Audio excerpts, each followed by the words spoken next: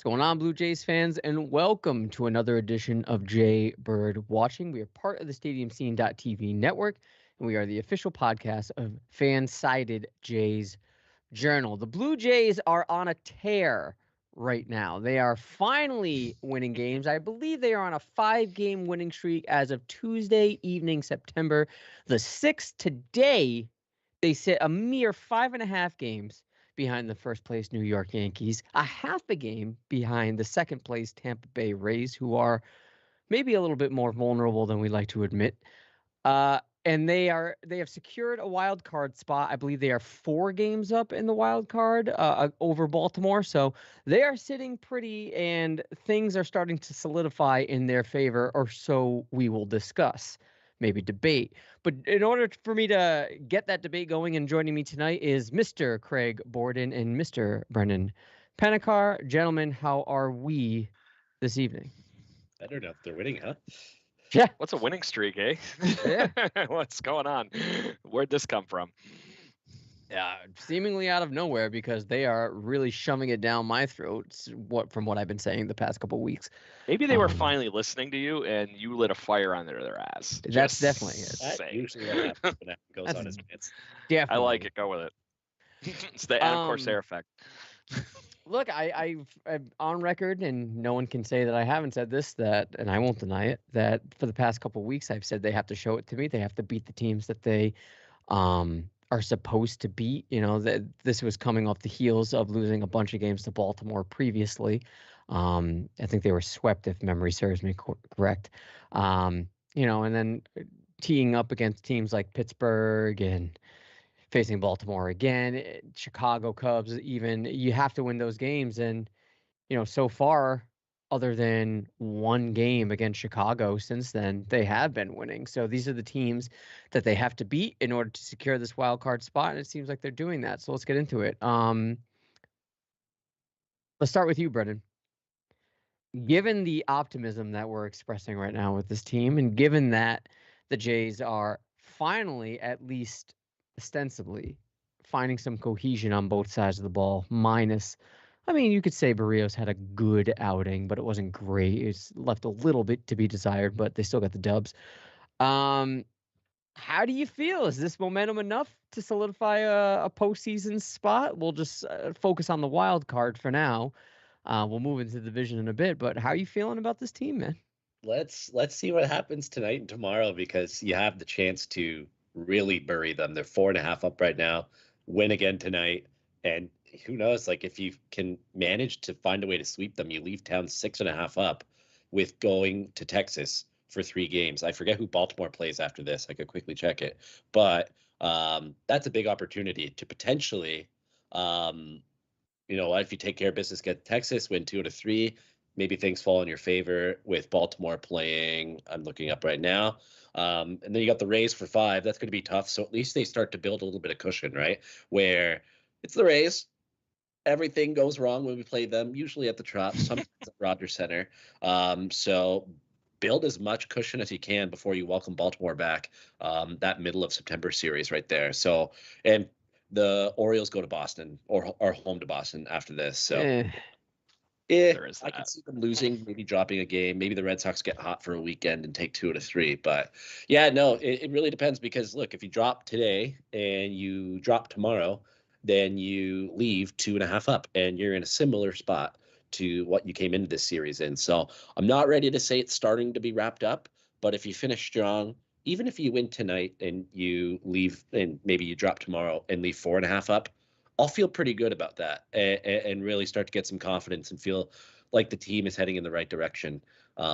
So yeah, I think it's shocking. I think we all got bent out of sorts a little bit after that Angels series, and I don't blame anybody for that, myself included. But when you go and look at it as a whole, they had won 7 out of 8 games. They had that just miraculously shit series against the Angels where they lost all 3, and now they've won 7 of their last 8 again. So it really hasn't been a terrible stretch at all. 14-5 in their last 19 games, and that's what we said probably at the beginning of August, that they needed to go on a run like that during this stretch, and they're taking advantage of just that. So keep the good times rolling. Get one more win of these next 2. If you win both, That's incredible. And then take care of business against Texas on the weekend before you welcome the Rays for 5. There you Craig? go. First off, what a way to freaking kick this whole thing off with the 92 reunion and all that kind of stuff last week, and then they run into this. Yes, they lost that last game against the Cubs, and it was not in the best of fashion. But the fact that they were able to just take it to Pittsburgh enough, I thought that was really crazy that they only edged them out in those few games, and then they moved into this Baltimore series, and it's like they came out of the Fox swinging. Bo's hitting, Vlad's hitting, Gurriel's hitting. Alejandro Kirk's got a double right tonight. Everybody's just picking up on each other finally, and this is starting to look like a well-manufactured machine instead of the piecemealing parts that we were getting going on. And then to Brendan's point, the good pitching that we got to see over the last few days, and that's what winning streaks are made of. They finally look like a team running with this whole thing instead of just being all over the place, and it's very fun to see. I think that when it comes to this team right now, not to, repeat everything you said because you guys pretty much nailed it, but I think what we can rest our hats on when it comes to this team is that August and September are the two measuring sticks for how you're going to enter the postseason, right? I don't want to say that last time the Blue Jays were in the postseason in 2020, they limped into it, but it wasn't with a lot of force, right? Mhm. And that sort of echoed. Didn't exactly hammer it down. Right. And so, like, the confidence wasn't necessarily there. And I know it was compounded by the fact that they were playing the Rays to start, and it was a 2 games, or a best out of 3 series, rather. Again, they didn't limp in, but the confidence wasn't necessarily there because they barely made it in, right? Yeah. I think if they go on this streak that we're seeing right now well into September and handle business, especially against, I think, Brendan, if you still have the schedule open, the remaining games towards the end are all division rivals, right? It's all AL East opponents. The only non-AL East team they play is 2 games at Philly. That's right. And that's it. Yeah. So Yeah. if to they're that able point, to though, handle, that's a rough series too. Yeah, Philly's been hitting the wall hard. No doubt. Yeah. If they're able to handle business heading into those series against division rivals, I don't see why we couldn't be optimistic about their playoff chances. We should be optimistic about their playoff chances right now. They've shown a lot. They've shown a lot of resiliency. It feels like, for the first time since I think ever in the season period that we're seeing the entire team starting to click. Now, it's not to the optimal levels that we would anticipate or we did anticipate in the offseason, but at the same time, Chapman's starting to, remain consistent. Bo is being outstanding. We're going to get to him in a little bit. Vladdy's being consistent. Even Springer, you can tell he's not 100% healthy, but he's pulling his own weight. He's doing what he can. You got to be encouraged, and I haven't even mentioned Cavan yet, but you have to be encouraged with this team. And I think, when it comes to the postseason, I think now, given the cushion that they've lent themselves over Baltimore by playing them and beating them, I think we can be a little bit comfortable. Not cocky, not that it's a given, but we can be comfortable that they can keep pushing. I don't know if you guys wanted to add anything more to that. No, you're good. All right. I do want to focus on the aspect of the division because there was a time where this was completely out of the question. There was a time where the Yankees had a 15-game lead against every team. And it was just out of the question. Now, heading into the beginning of September and with regular season games bleeding into October, and on top of the fact that we played the Yankees just one more series, I believe, or is it 2? 2. Yeah. 2 more. Just no, all right. So one more series at home, and it's 3 or 4 games. 3. 3. It is not out of the realm of possibility that the Blue Jays could make a run for the division. Do I think it's probable? No. But with 5.5 back from the first place Yankees, Craig, given the fact that you are a New York resident, it's probably much to your pleasure.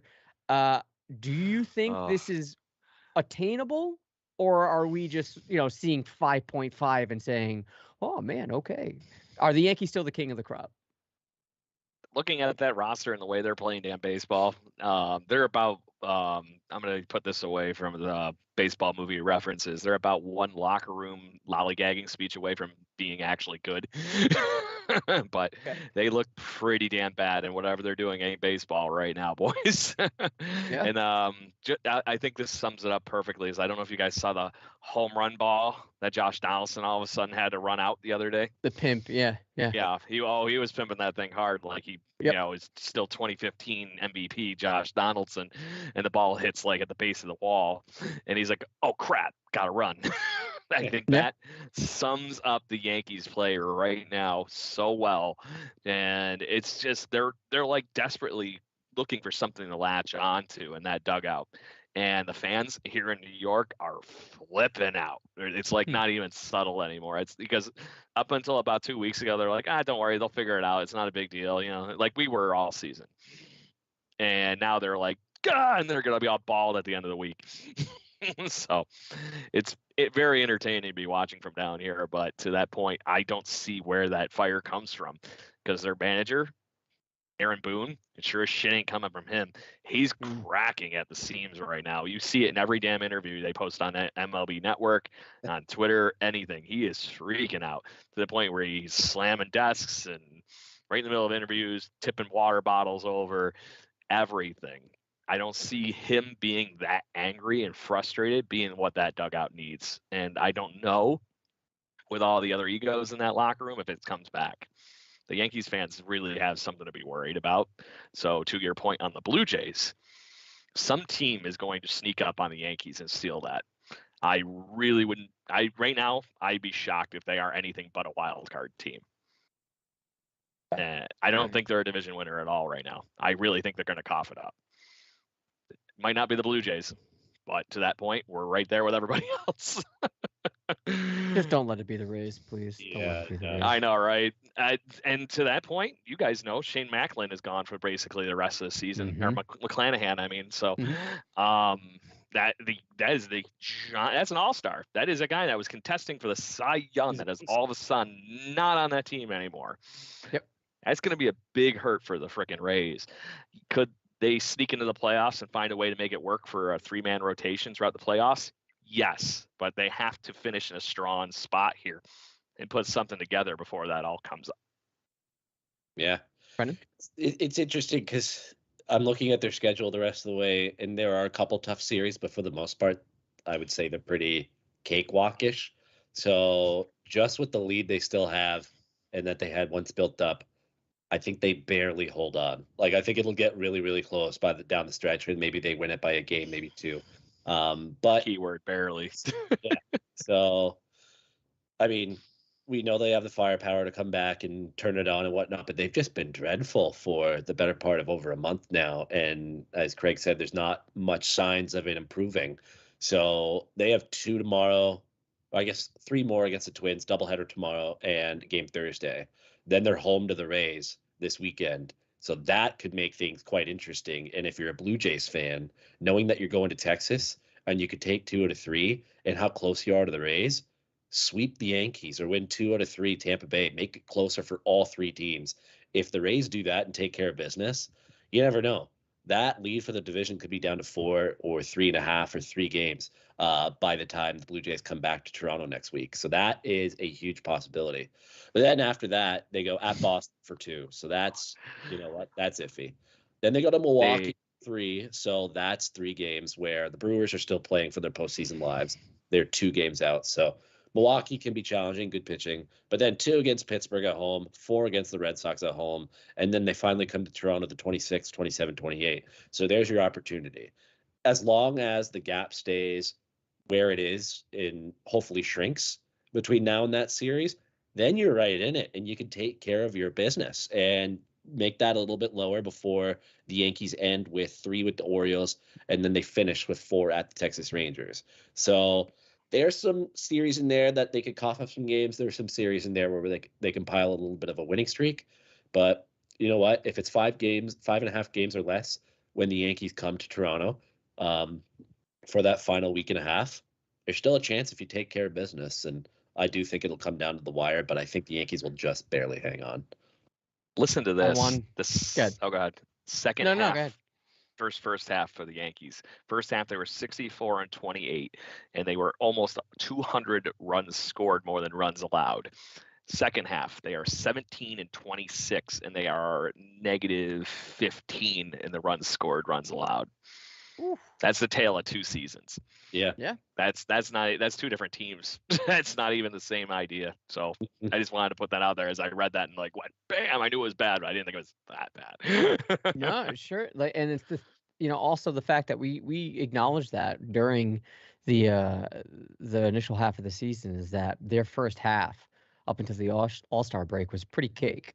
Yeah. We did acknowledge that the Yankees did have a soft schedule, and the philosophy Florida's. behind the second half would have been, hey, we can't count on winning the division because it doesn't necessarily matter what the Yankees do. They're mathematically so far ahead that chances are they're going to run away with the division. Doesn't seem to be the case. And look, let me just put this into Baseball perspective. gods were angry, man. Yeah.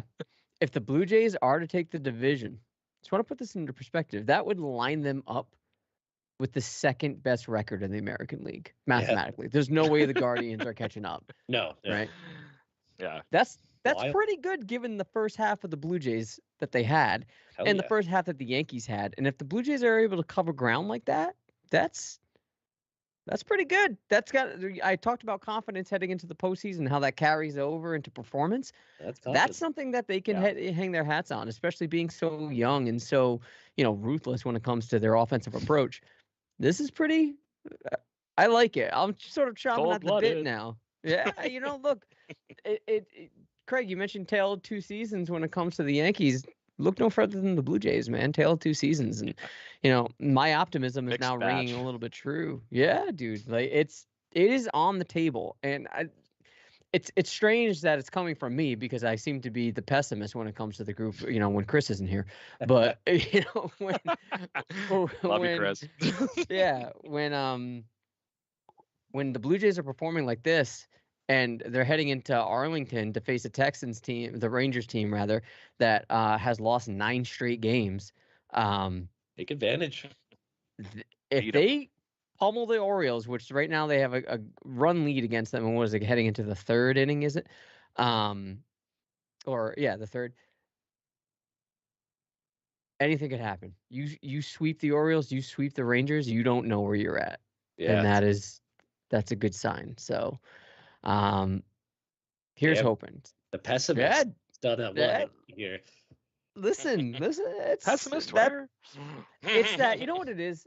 It's the I don't know how it is up in Canada right now, but here in New England, it feels a lot like fall. And it's not just because there's been heavy rain. It's just, for me, it's once the calendar turns in September, that's it. Throw on the flannel and the pumpkin spice. I don't care what fucking temperature it is outside.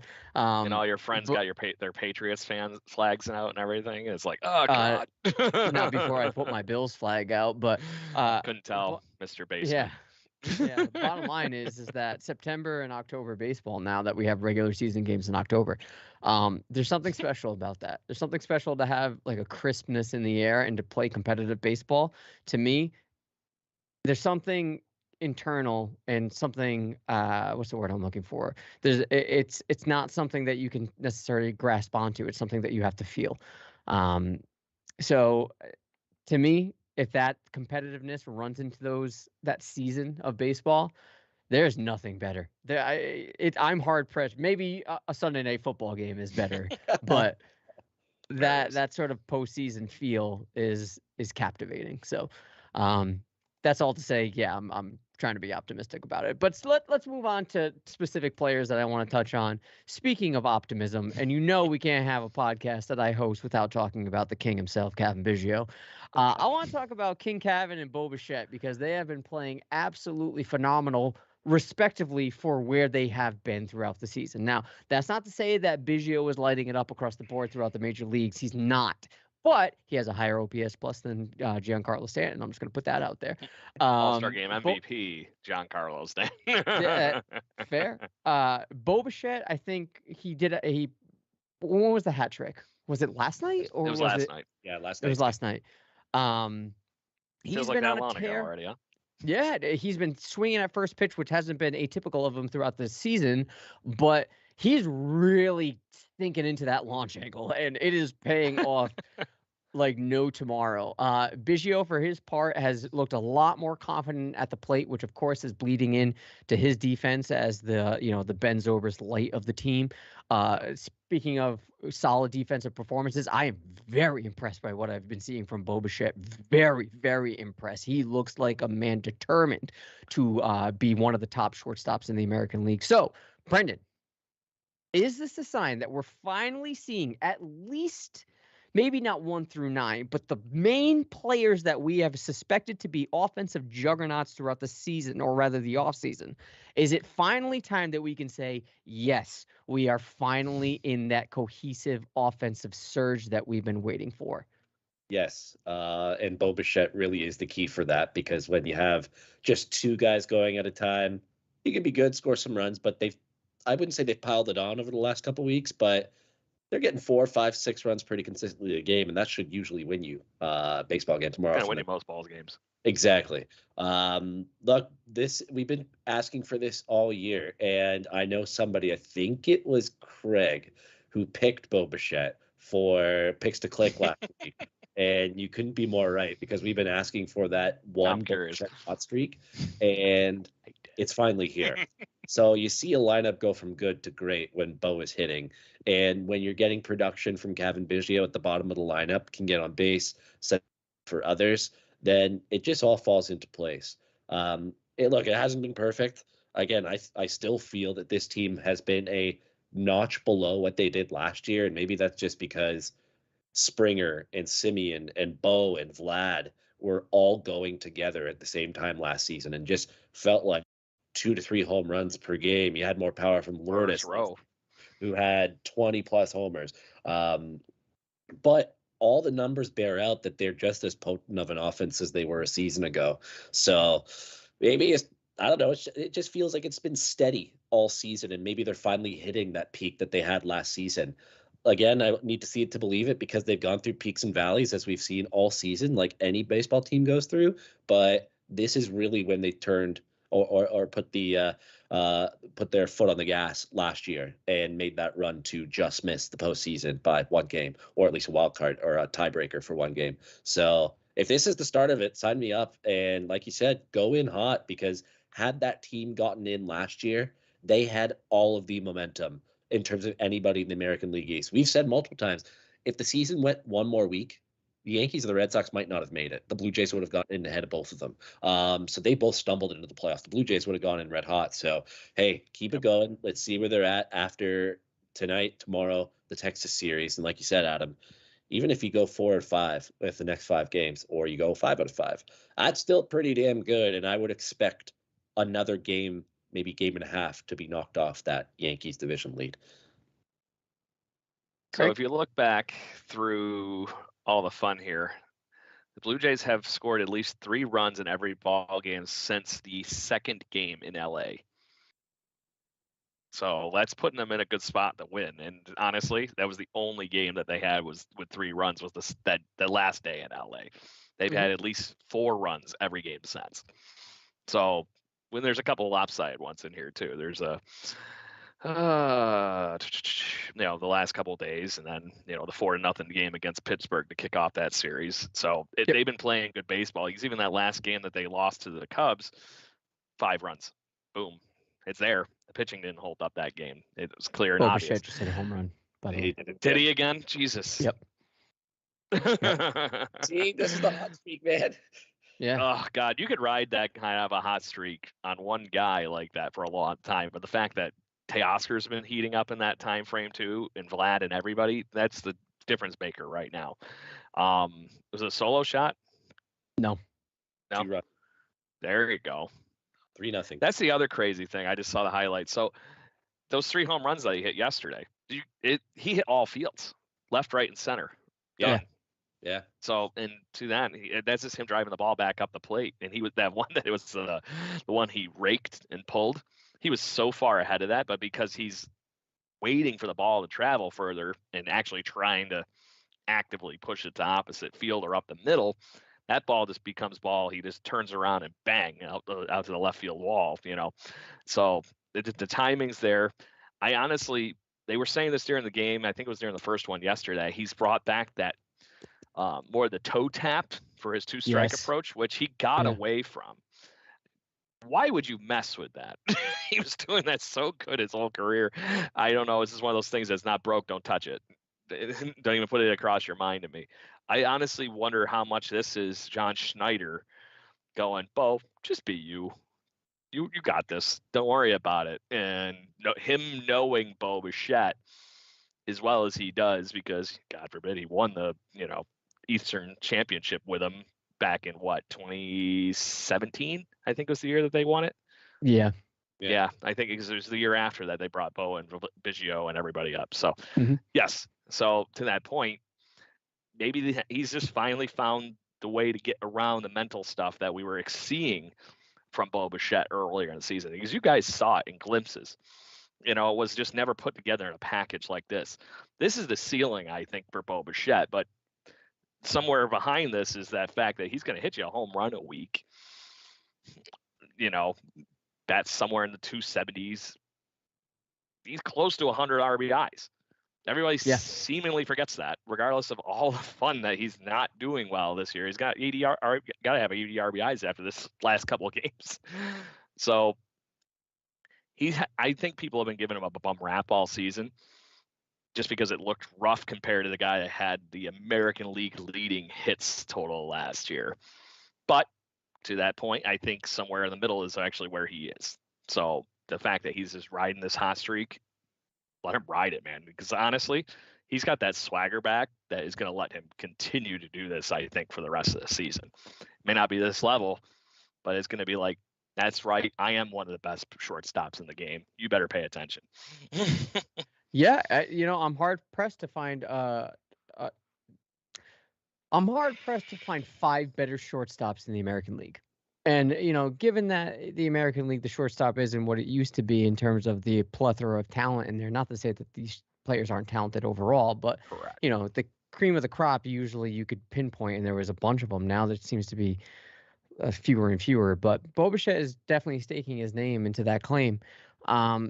The thing I like about him is that, for such a small guy, and I'm not body shaming him, but for such a small guy and stature so small, he's like a rubber band when hit with his approach. He puts it's a good way of putting every ounce of himself with one of the quickest swings I have seen, and it is all upper body strength. Everything that he has in him is in that swing, and it's deliberately for power.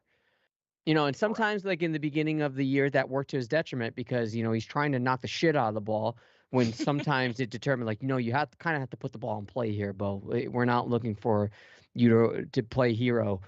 But it's certainly working right now. So much so that, look, let's that series at New York where they won 3 out of 4 since then. So since August 18th. This is his line: 343, 400, 589 with an OPS of 989.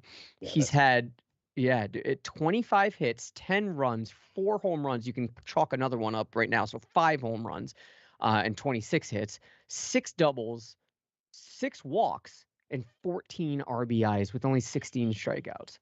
I mean, the strikeouts are a little bit high in there. What was it? 80 plate appearances. So it's not terrible, like but that is pretty good. And conversely, we've been focusing on Bo. Let's talk about Cavan. Since August 19th till now, for Cavan, this is pretty good. 258, 361, 613 with an OPS of 974. Yeah. That's everyday lineup stuff with giving him a chance to run with it further. Yeah. And granted, that's only 36 plate appearances, 7 strikeouts. Don't get me wrong, but 7 walks, 7 RBIs, 3 home runs. And to that point, another one of Schneider's boys. Yeah. Just saying. Sorry, Brennan, I didn't mean to cut you off. No. All good. All I was going to say was that, that's perfect. They've been using him perfectly, platooning it with Espinal. And Santiago has not been an all-star at all since the all-star game. So this is a very welcome development for a team that second base was a dark hole for quite a while, to be honest. Yeah. Is And he to that point, now you have two valuable options that you could toy with. in terms of Espinal and Biggio? Correct. At second. Is he off for a while? Like, has he come back since he hit his hand? No, I don't believe so. Okay, so it's good thing that right now this is the time that Biggio is playing to the level that he is, because even though he's playing first base tonight, having that sort of security in that cushion from your bench, like I said, Ben Zobrist light with just right now, at least right now, with just a little bit more of offensive plus power. glove. Yes, and it's something that I think is really working in the Blue Jays' benefits. I know that's stating the obvious, but when you're chasing or trying to secure a postseason, or maybe even chasing a division, having that sort of ammunition in your back pocket to really push, as well as Bo Bichette. Like, I'm watching him right now on the screen. He's laughing. He's smiling. This is a completely different Bo Bichette than what we've seen in the middle of the season. I remember he looked pissed off and just lost. And now he just looks comfortable, and he's looking like Vladdy. He's looking like the two kids that came up and were like, "I'm taking this shit over." So winning fixes everything. It does, and performance does too. And Alek Manoah looks high as a kite. All right, so let's move on. Can I point out something here, because you mentioned the best shortstops in baseball thing? So it blew my, I had to find out, according to somebody, what the at least this year's WAR stuff, because you don't hear these countdown things like until obviously the season's usually over. So I was curious to see if Baseball Reference, Fangraphs, anybody had that number on hand. Of course, Fangraphs being Fangraphs, they have boom, the WAR leaders at shortstop, and Bo is apparently, according to strict WAR numbers, the 9th best shortstop in all Major League Baseball, only succeeded by Xander Bogaerts. And actually, I take that back, 8th, because I can't count the guy that's in number 1, because I don't know why they put him there. So Xander Bogaerts is the first one at a 5.7. Francisco Lindor at number 2 with 5.4, tied with Dansby Swanson, who, what the hell did he all of a sudden put together, at a 5.4 as well. He's been a good shortstop, but I would have put him in that ballpark a tier lower than even somebody like, I'd put him in the Willie Adames ballpark. Sure. So there's that. And then you go to Trey Turner with a 5.3, shocking. Corey Seager making shit ton of money with a 4.1 at number 4, or at number 5. Nico Horner for the Cubs, Willie Adames, and then Bo Bichette at number 8. Mm-hmm. So how many of those are American League? Just 2 are above. 2? Bogaerts and Corey Seager. And Seager, Bogaerts and Corey Seager, and then he edges out Carlos Correa and Hassan Kim. So he's a top 3. There you go. So and top 3 in the AL. That comes close. Jeremy Pena follows him up.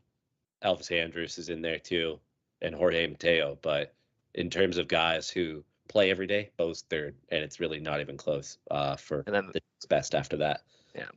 Yeah, and you make the argument, everybody says Tim Anderson's one of the best ones in this, and he's way down this list compared to a lot of that I would think too. But he's had a rough year, so I can't say that. If looking at collective amount, he's in that same ballpark. Sure.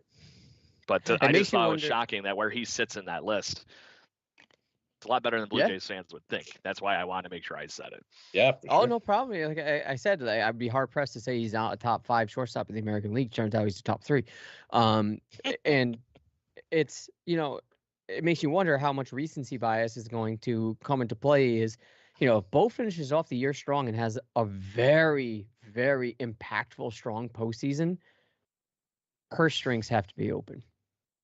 And he might be able to have a claim to say, like, I'm a top 3 shortstop in the American League, according to, wins above replacement. I deserve X amount of dollars, please and thank you. Wasn't it just last week we were debating if we were going to be trading him in the offseason? Sure, the puck was. And there was a lot of people on either side of that fence just to be that conversation piece. I do have one more. Oh, God. I do have one more ridiculous stat here. So yesterday being the double header game, Major League Baseball history, everything aside and whatnot, Bo Bichette was the first shortstop in AL history to have 6+ hits and 3 home runs on a single day. There you go. He's on a bender. And ride it, man. Until it falls off. They're gonna need him to. They have to. They have to continue this with him. And I think, Brendan, you nailed it. It began, that cohesion that I was asking about initially. begins with Bo Bichette. If he's on, because you can rely on the Springers, you can rely on the Guerreros, you can rely on Teoscar. Chapman, I don't know if you can rely on him, but he's finally felt comfortable or looked comfortable. Same thing with Lourdes to a degree. He's been consistent, just the power isn't there.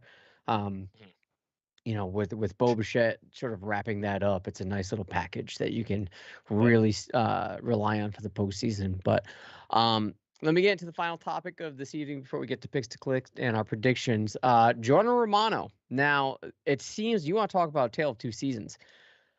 Charlie Montoyo's utilization of Jordan Romano and Schneider's utilization of Jordan Romano has been vastly different. There have been many times and we thought that this might have been a Romano preference. But there have been many times where Montoyo was reluctant to use him 2 days in a row. We've seen it, but it was very rare. Now Schneider's like, I don't care. We need to fucking win. Bang. And we need to bring our best player in to win these. Let's face it, especially against the Orioles, these tight must-win ball games.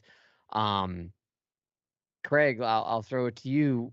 What do you think? Do you think that, this utilization, albeit beneficial for us winning these games, but come postseason, may this usage, these day-to-day usages, be a detriment to the Blue Jays' success come the postseason? Are you not worried about it? Right now, honestly, I don't think it's a big worry. You talk about an average major league closer throws around somewhere in the 70-75 ballpark innings in a year. He's at 52 right now. If you're talking running through the end of the season, let's say he has another, at 15 innings or so for save opportunities in a month is a lot of opportunities. Just saying. I hope we're playing better offense that we can, make sure you don't have to have Jordan Romano in every day. They're on a good trend of that right now with a 3-1 lead. So you would hope that, let's say that how many games do you realistically think you're going to win this month? Obviously all of them being the first, somewhere the safe bet would be around 15, 20. Yeah. But so, okay, out of those, let's say we go for 20 wins this month and really force the issue here. And okay, are those save opportunities? Okay, 10, 15 of those are really save opportunities. I think he's right in that ballpark of innings that he has been progressing toward over these last couple of years. That is a sizable workload for a major league closer. And I think that he's going to be able to handle that. I do think that he is being used properly now would be the catch. I think there was some games that all of us in this collective group are like, why the is Romano not in this game? Or why didn't he come up against the heart of the lineup in the 8th inning? Maybe it's not a save situation, but the fact that he was facing the people he needed to face, those kind of things were getting off. And I think that's the difference between Montoyo, who was going strictly with the stats and the numbers and what the quote unquote, paper was telling him what to do. Yeah. You flat out saw it. Schneider used his gut the other night in a couple of instances. And I think that was the thing that all of us have been saying about the tenure of Charlie Montoyo, and even going back to the game with Shoemaker pitching in the playoffs. It's like, he was fucking cruising, just let him go. What's the problem? It looks a lot different now of seeing the flip side of that coin, that, if that was the situation where Schneider was managing, Shoemaker probably would have been pitching. Yes. Just as much as that. So now you're seeing that he's going to live or die by that fact that he made the call, regardless if it was something that the stats told him to do or it was a gut feeling. Whatever that was, he's going to run with it. And I think that settles it with Jordan Romano. He's going to be in the damn game one way or the other. He's going to not be Zach Britton sitting on the sidelines. Sorry, Orioles fans. For the 2016 home run. He's going to use his best guy regardless what's going on. And Jordan Romano is easily the best guy in our bullpen. He's been incredible. Lights out, 30-plus saves. Yeah. Like, you can see the difference between Schneider and Charlie, where Jordan's pitched a lot more in tie ball games in the top of the ninth, where I can't recall very many, if any, opportunities that Charlie pitched Jordan Romano in the top of the ninth in a tie game. He usually goes to a second best reliever. We've seen it a couple times now, and that's the perfect way to use your closer in my mind, because even though it's not a save up, it's still a save up, because you can go and win the game at the bottom of the ninth. If it goes to extra innings, You go to Jimmy Garcia, who's been very good this season. You could go to Anthony Bass, who's also been incredible this season. So you have options. Romano's been incredible. I'm not concerned about the usage. I was looking at the top or the most valuable relievers in baseball, and there's nobody really that stands out in terms of this guy's pitched so many innings. Romano's right in line with all of them and the best relievers in the game. So not worried. And just to quickly change it, talk about a tale of two halves. Trevor Richards has been incredible in the second half. He's come back to what he did last season, and he was working of a DFA at one point in my mind. Like there was people calling for him to be off this roster when it expanded to keep Zach Pop and others here. Exactly. So the bullpen, like we said at the top of the show, this probably feels like the first time where the rotation, the bullpen, and the offense are all clicking at the same time. And that leads to wins. And it's what they've been doing really the last 19, 20 ball games is winning way more often than they have not. So keep it going. I'm not concerned.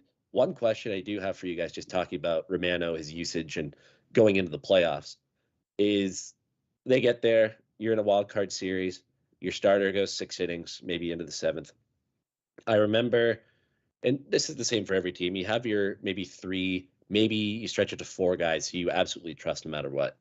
And in 2015, I always remember without failure, that would be Aaron Sanchez coming into the 7th and usually pitching into the 8th. And then Osuna would pick it up for an out or 2 in the 8th and finish it off in the 9th. If the starter only went 5, maybe 5 2/3 or 5 1/3, then you'd see Brett Cecil in there from time to time. You'd see Mark Lowe in there from time to time. So right now, who would be your guys equivalent to those 4 arms of 2015? Because if it's me, obviously Romano's coming in the 9th and in the 8th, probably in a lot of situations as well in the postseason. Then Anthony Bass and Jimmy Garcia are probably your top 3 horses, sprinkled in with some Tim Meza as your Brett Cecil. Then after that, it's a combination. If you absolutely need to expand it a little bit, what, Phelps, maybe a little bit of Simber, Richards, but who are Simber, yeah. Because to that point, actually, I'm going to put Simber out in that same category with Richards and everybody now because he's been showing cracks. Yeah. And I don't know if that's a workload thing or what, but to that point, he's not as lights out as he was at the beginning of the season. I still trust him to go out there and do his job, but I don't think he needs to be in those high leverage situations anymore when you have Garcia and Bass, both that can run 7th, 8th, 9th with Romano. But what do I know? Yeah. No, I agree. I think at that point, yeah, it's hard to pinpoint that 4th. But hopefully the starters that you have, you can. I mean, Schneider seems like a guy that would let the reins off a little bit, and you can let him creep into, dare I say, 7, as long as they're performing well. Like I trust Manoah going 7 all day. I trust it. Gausman, absolutely. Gausman is right there too. If you're riding Rios on the right day, maybe. No, I wouldn't. Listen to the 8th. All right. Yeah, I'd rather. If anybody's pitching an 8th inning, to me, it's Manoah. For sure. Like get the bulldog out there. Yeah. So if you can have your pitchers go that deep, you might not even have to worry about that. You might not even have to worry about that 4th guy that you're relying on. Chances are you're going to need him. Don't get me wrong. Like this is the postseason, things change. But this is in 2016 where we only use 6 starters. Just saying. Right. How mind-boggling is that? I just saw somebody put that back up on Twitter like an hour ago, and I'm like, yeah, that was like literally one of the best pitch seasons in baseball history, in my opinion. Yeah, or at least most consistent. People forget that. Yeah. You know, I'm not super comfortable with the state of the bullpen. Don't get me wrong. Like it's not something that I'm like jumping for joy with, but I think some combination. No, it's not. Like if you have Gausman, you have Manoah, and dare I say Stripling? Ooh. Mm-hmm. I think you're okay. Like Stripling, I could see like being stretched to 6 for sure. You know, like so, and that's your minimum. Yeah. So if you have your starters going at least 6, you might not even have to worry about who your top 4 relievers are. You might be able to rely on those 3 because at that point it's all hands on deck. You got to play to win. And speaking of wild cards, Julian Merriweather's warming up now because let's just say Mitch White's run out of gas would be the best way I think of saying it. Has anybody else know? He looks hurt. He doesn't look White? like. Yeah. Right? He Like, doesn't. I haven't look, been watching enough. We've been talking. Outings. Yeah, his body language is such that he seems either exhausted or, I don't know. Maybe it's just his core, but he doesn't look comfortable. Well, maybe when we're done here. Yeah, we'll find out because he's letting his front side go right now, and everything's going outside. So yeah, see, he doesn't look right. He keeps like reaching across his body when he's done pitching. I don't know if it's maybe an oblique thing, but I'm not a doctor. To that point, either way, I think I have a strange feeling in about a couple more pitches here. Julian Merriweather's going to be the guy that comes out here and throws gas to try getting out of this, and then they'll come. He might not have somebody enough else. Time. Yeah, he might not have enough time to get ready. Yeah, he's gonna have some time now. Yeah, that's what I'm saying. So White's gonna have to stay in this. Anyway. All right. Let's Our get 3-0 lead is now 3-2. Just saying. Hey, listen. It's not insurmountable. There's plenty of baseball left. Let's get into picks to click. Craig, you were the king of the crap with Bo Bichette. All right. I don't even think it's close. Yeah. Right? I don't even think it's close. We had just to be that guy and go out here and throw through this because I'm actually finally just getting back in scoring distance with this one to put everything close. Yeah. I had Bo Bichette. Chris had Teoscar. We had Chapman for you, Mr. Corsair, and then Brendan had George Springer. Everybody had great weeks, but Bo Bichette was only beat by Xander Bogaerts in the Player of the Week voting, I feel like, this week. So, and I don't know about you guys, but did you see what Bogaerts did this past week? He batted a mere 546 this past week. Did he? So, yes, somebody played better than Bo Bichette over the last week. I know it was very back end of the week heavy, but to that point is what it is. So were we resetting the scoreboard for the end of the season here, or were we continuing to match up? I can't remember. I think we were continuing. If memory serves me correct. So that would actually put it in an all-way tie, except for Mr. Panikar has one more win than all of us with 6. The rest of us have 5. Okay. So, anyways. Does that mean I'm going first here? Or how do we? Is that what we've been doing? Yep. I couldn't remember. It's been so long. Oh my God, what do we do? Go for it.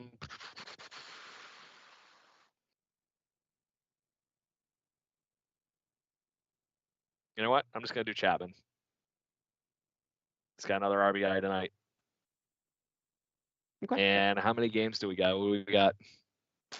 I think it's only 5, isn't it? Till next week. There's this one against Baltimore, 3 against Texas, 1 against Tampa Bay, so 5. Okay.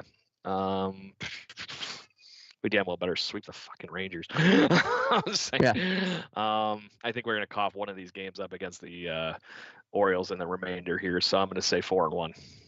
Riding the hot streak. Swagger's back, boys. Go ahead. No, go ahead. Okay. I'm gonna go Cavan. Damn. Close it off with Cavan. That's what he wants before he takes his temporary to short-term to long-term hiatus. Yeah. Long term. Gonna go with Cavan. There it is. Now, how do you think you're gonna score this week, record-wise, for the tiebreaker? I think they're gonna beat Baltimore. I think they're gonna sweep Texas. 4-1. 4-1. Okay, Mr. Panikar. Manoah to pitch Gem tomorrow. And at Gem, he would be in line to start Tuesday. So I'll get 2 starts of Alek Manoah. One of those being against the Rays, which hopefully they can win with him.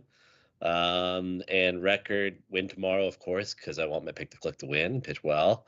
I do think they'll cough up one against Texas and then start the Rays series off with a win. So that would be 4-1 as well. There you go. Sounds like we got a good week coming, fellas. We want to keep the Teo pick going for Chris? Yeah, might as well. Yeah, that's fine. Yeah. And just because he's a pessimist, I'm going to say 2 and 4. I'm just going to put 4-1 for him too. Fuck it. Everybody picked the same thing. So, good deal, fellas. Adam, floor, man. So I do have one more stupid trivia thing that I'm thinking both of you will know as soon as I bring the trivia question up. Yeah, sure. What major leaguer this guy's first strikeout that is 6 degrees away from the Blue Jays, in the 6 degrees from Kevin Bacon from last night? Wait, say it again. So there was a pitcher or a position player pitching last night, recorded his first major league strikeout that is somehow associated with the Toronto Blue Jays. No idea. You're gonna get pissy when I tell you. No clue. Think sons of former major league players whose father might have played for the Toronto Blue Jays. I didn't really pay attention outside of the Jays games last night, so I still have no idea. All right. So I'm trying to look at the home. I'm looking at the games. Give me a second. You should just look on Pitch Ninja for who the hell was position players pitching last night when they do that weird little stick figure. No, go ahead. Casey Clemens. Was he first major league strike. Yeah. His dad played for the Blue Jays and yes, drafted originally by the Blue Jays. Yeah. So to that point, do you want to take a wild guess on who he struck out for his first major league strikeout? It's a big one. He's right. Shohei Ohtani. Was it really? Yes. And I just tweeted it up on. You're looking at our Twitter account. Is that what's up? I retweeted the ball. He wrote "nasty pitch" on it and put it up on his mantle. So that's fun, isn't it? It was an ephus pitch, like 10-foot drop. And Ohtani just watched it go by. Well, that's pretty dope. Yeah. Was he drafted by Anthopoulos, or was that a? I think that was a Atkins pick because I want to say it was an Atkins really, really, really late in that same draft as Biggio. Yes. Like it was like you're talking like 20th round pick. Like you don't even expect him to like sign. Wait, he was drafted first. Or was it by Cody Houston. Clemens? They didn't have Cody Clemens. They had Casey Clemens. They had his brother. Yeah. So different. Gotcha. Clemens. Either way, I wasn't wrong because I didn't say anything about it being drafted by the Blue Jays. I said affiliated at some way you're right. with the Toronto Blue Jays, Right. meaning his dad played for the Toronto Blue Jays. Speaking of, Baltimore just took the lead, 4-3. Son of a bitch, shit. Anyway, Anyway, did you guys have anything else you want to add? Seeing we got a few more minutes. Did you guys get a chance to watch the '92 reunion and everything? We didn't really talk about it. Yeah, watch the highlights of it. I thought it was really cool that they reenacted the whole little first base thing with Timlin and Joe Carter. That was just like, and then even Carter spikes the ball in his glove after the fact. That was fun stuff. You gotta, if no one has the DVD, you got to get your hands on that DVD where they narrate and go through pretty much documentary style about the 1992 World Series and how Timlin says to Carter, he's like, "I want my ball. That's my game-winning ball." And Joe Carter's clutching it, and he says, reluctantly, throws it in throws it in Timlin's glove. He's like, "All right, man. I hope this comes back to me someday." And then the next I think year, it came back to him in spades the following. He hits the home run and becomes a legend. So Joe Carter's ended both Blue Jays World Series. So just saying, he was the one that caught the final ball in the first one, and then he hit the home run. So he's the last one that touched the baseball in both games. It's kind of cool stuff. And if you haven't, he's the one. If you haven't watched those documentaries, they are actually all over YouTube. You can find them really easy by just typing in Toronto Blue Jays World Series. Good stuff. And it is a fun watch, especially if you want to get into the hype of this postseason run, and just go fucking nuts if you don't have content like us. So really tacky early 90s music in those documentaries. And Joe including Carter, David Hasselhoff. Just saying. Yes. Joe Carter is responsible for being the only player to make it possible for a team outside of American soil to win a World Series. Just letting you know. So, although you could say Mitch Williams helped us out the '93. Yeah. I mean, he almost fell. He fell off the mound. Meatball. Basically. That's going to do it for today. I will be stepping away from JB Dubs. I got a pretty good job opportunity that's taking up all of my time, and I regret taking it because it's it's really taking up a lot of You're lucky my nobody watches this show. yeah, my real estate in terms of gas mileage and stuff. But you gotta do what you gotta do to take care of your family. So that being said, guys, when did I join in on this? Was it like February of I think it was. 2020 or? I think so. Yeah. It was a Yeah, good it hot was minute before the ago, so yeah. pandemic. It was a Blade number 1 ago. So that being said, It it's might been a have been pleasure. 2019, I think, is when Brendan and I really started doing this normally every week. Yeah, but when I joined, I think can't it was remember. 2020. I think it was Yeah, I February didn't think it of was that long 2020. after. We roped you in. But to that point, you were Yeah. quite regular on that before that. So Yeah. When I became a permanent member, but There you I go. appreciate you guys keeping up with me and putting up with me, and listening to me be the stupid one and the pessimist of the show when Chris isn't on. And it's been a Bichette love. pleasure. Yeah. Long live the king, and it's been an honor. It's been a pleasure. And go Jays. All the best. You ain't going too far. All the best. You're only to you. going so far. Congratulations on the new opportunity. This stuff happens, and couldn't be more happy for you. And it's going to be great. And hopefully you can do all of that while the Blue Jays go on a big postseason run. Maybe that's the There you key. go. Maybe they're like, don't talk anymore, Adam, and we'll win games. Okay. So yeah, if they get really hot the rest of the way, then we have our answer. Yeah. There you go. We hate you so much, won't let Adam. you back when you want to come guest spot. Yeah. At that point, we're like, no, we're winning. You gotta wait till the off season. Sorry, T-subject. We hate you so much, Adam, that please don't speak anymore. But anyways, let's end the show like we always do. 2 claps, Ric Flair. Here we go. 1, 2, 3. Well, I went way too quick. Woo! Let's go Blue Jays.